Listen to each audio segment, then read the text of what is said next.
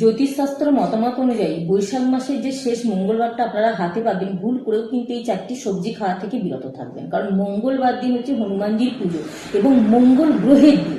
আপনি যদি আপনার জীবনে মঙ্গল গ্রহের যে কোনো দোষকে দূর করতে চান বা বাধা কাটাতে চান, অবশ্যই কিন্তু মঙ্গলবার দিন এই সবজিগুলো খাওয়া থেকে বিরত থাকবেন, যেগুলো আমাদের জীবনে নানা রকম বাধা বিপত্তি আনতে সাহায্য করে এবং মঙ্গল গ্রহের অশুভ প্রভাবকে আরো বাড়াতে সাহায্য করে। তাই যদি আপনার কাছে বৈশাখ মাসের শেষ মঙ্গলবারের আগে অর্থাৎ 28শে বৈশাখ বা 12ই মের আগে ভিডিওটি এসে উপস্থিত হয়, সরিয়ে না দিয়ে সম্পূর্ণ ভিডিওটি দেখার অনুরোধ রইল।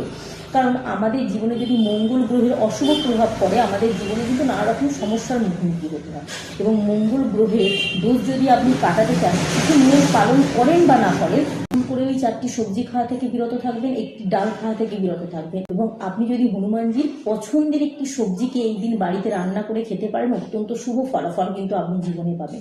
এবং এই দিন বাড়িতে কি কিনে আনা শুভ এবং কি ভুল করেও কিনে আনবেন না, সেগুলোও কিন্তু আমাদের প্রত্যেকেরই জানা দরকার। 28শে বৈশাখ মঙ্গলবার, যেটা ইংরেজিতে 12ই মে পড়েছে, এই দিন আপনারা প্রথমেই যে সবজিটা খাবেন না সেটা হচ্ছে হনুমানজির প্রচন্ড অপছন্দের, সেটি হচ্ছে বেগুন। বেগুন খাওয়া থেকে অবশ্যই বিরত থাকবেন। এই দিন যদি বাড়িতে আপনারা বেগুন রান্না করেন বা বেগুন খেয়ে থাকেন, মঙ্গল গ্রহের অশুভ প্রভাব কিন্তু আমাদের জীবনে শুধু না, আমাদের পরিবারের উপরেও পড়তে পারে।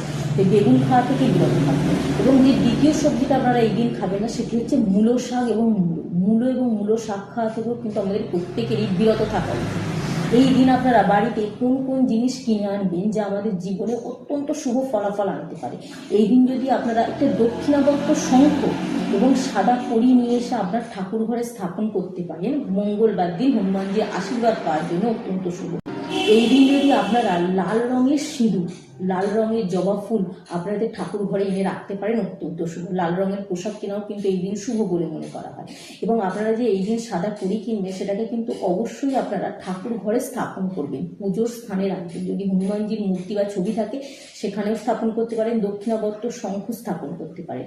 এই দিন আপনারা হনুমানজির মন্দিরে গিয়ে পুজো করতে পারেন, অত্যন্ত শুভ। এই দিন আপনি আপনার বাড়িতে যে দক্ষিণাবর্ত শঙ্খটি কিনে আনবেন, সেই শঙ্খ কিন্তু যদি মনে করে থাকেন ঠাকুর ঘরে স্থাপন করবেন, উত্তর পূর্ব কোণটা অর্থাৎ ঈশান কোণটা কিন্তু অত্যন্ত শুভ।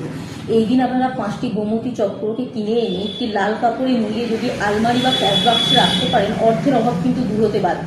এই দিন মাটির পাত্র কিন্তু বাড়িতে কিনে আনা অত্যন্ত শুভ এবং মাটির পাত্রতে জল ভর্তি করে যদি সদর দরজার একটা দিকে রাখতে পারেন, কখনো নেতিবাচক শক্তি প্রবেশ করতে পারে না। বৈশাখ মাসের শেষ মঙ্গলবার কিন্তু এই কয়েকটি কাজ আপনারা করতে পারেন। এবং ভুল করেও কিন্তু বৈশাখ মাসের শেষ মঙ্গলবার দিন আপনারা লোহার যে কোনো জিনিস, ধারালো অস্ত্র, জুতো কেনা থেকে বিরত থাকবেন। আমরা ভুল করেও বাড়িতে কিনে আনি, আমাদের বাড়িতে কিন্তু অশুভ শক্তি অতিরিক্ত পরিমাণে বৃদ্ধি পাবে। মঙ্গল গ্রহের অশুভ প্রভাব কিন্তু আস্তে আস্তে আমাদের সংসারে বৃদ্ধি পেতে বাধ্য। এই দিন যে তৃতীয় সবজিটা আপনারা খাবেন না সেটি হচ্ছে গাজর। গাজর খাওয়া কিন্তু অত্যন্ত অশুভ বলে মনে করা হয়। তাই হনুমানজির আশীর্বাদ লাভ করতে চাইলে গাজর খাওয়া থেকে বিরত থাকবেন এবং মেথি বা মেথি শাক খাওয়া থেকে কিন্তু আমাদের প্রত্যেকেরই বিরত থাকা উচিত। মুসুর ডাল কিন্তু আপনারা এই দিন খাওয়া থেকে বিরত থাকবেন। তবে যে সবজিটা এবং যে ডালটা এই দিন খেলে হনুমানজির আশীর্বাদ আপনারা লাভ করতে পারবেন সেটি হচ্ছে মুগ ডাল। মুগ ডাল খাওয়াটা অত্যন্ত শুভ। এবং লাউয়ের সবজি অর্থাৎ লাউ দিয়ে তৈরি যে কোনো জিনিস যদি আপনারা এই দিন আহারে রাখতে পারেন, অত্যন্ত শুভ বলে মনে করা হয়। এতে বাস্তুতে কিন্তু নানা রকম সমস্যা থাকলে হনুমানজির আশীর্বাদে সেই সমস্যা দূর হয়ে যায়। গুড় এবং ছোলা কিন্তু আপনারা হনুমানজিকে এই দিন নিবেদন করতে ভুলবেন এবং সেটিকে যদি আপনারা প্রসাদ হিসেবে খেতে পারেন, অত্যন্ত শুভ। হনুমানজি অনেক সংখ্যার মধ্যে কিন্তু 8 সংখ্যাটি অত্যন্ত শুভ। কমেন্ট বক্সে যদি আপনারা 8 সংখ্যাটি 3বার লিখে যান, হনুমানজির আশীর্বাদ কিন্তু আপনারা লাভ করতে পারবেন।